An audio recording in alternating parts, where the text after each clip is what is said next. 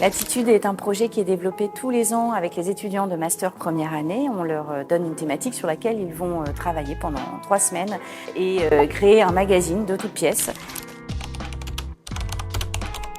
Alors l'Attitude 2025 porte sur l'eau et le territoire, et en l'occurrence là c'est les Hauts-de-France. Et donc on a décidé de faire le magazine sur le côté du conflit autour de l'eau, avec les récentes inondations, et même avec la crise migratoire qui a forcément un lien avec l'eau. On trouvait ça hyper important de pouvoir traiter cette thématique vraiment largement dans tout le magazine. Donc par défaut, l'ensemble de la promo a le rôle de rédacteur, donc chacun va écrire un article dans le magazine, et à côté de ça, on pourrait postuler à des rôles un peu plus spécifiques, et on a une quinzaine au total. Tout le magazine est fait par des élèves, et c'est ces petits rôles-là aussi qui nous permettent de comprendre un peu comment se construit un magazine de A à Z.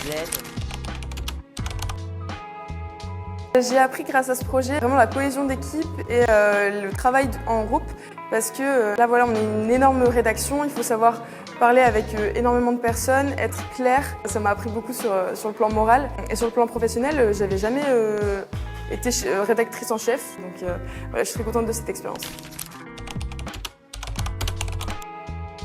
La grosse difficulté de ce projet qu'on n'a pas toujours à l'école, ce qui en fait un peu son caractère inédit, c'est qu'on travaille vraiment à 70.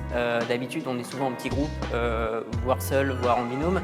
Là, on est à 70 et on a besoin des 70 pour faire ce magazine. Donc ça demande à la fois une agilité, ça demande une organisation globale assez importante. On avait beaucoup de tableaux Excel, mais je pense que c'était nécessaire.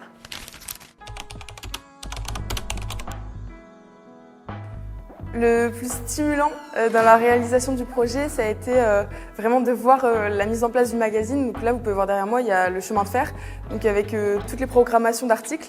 On a vraiment un regard d'ensemble sur tout le magazine, et donc ça fait vraiment plaisir et on a hâte que ça se termine. Je pense que ce sera la grande réunion de départ qui a lancé l'Attitude, parce que c'est de là qu'est né le projet, et pour nous c'était encore un peu flou.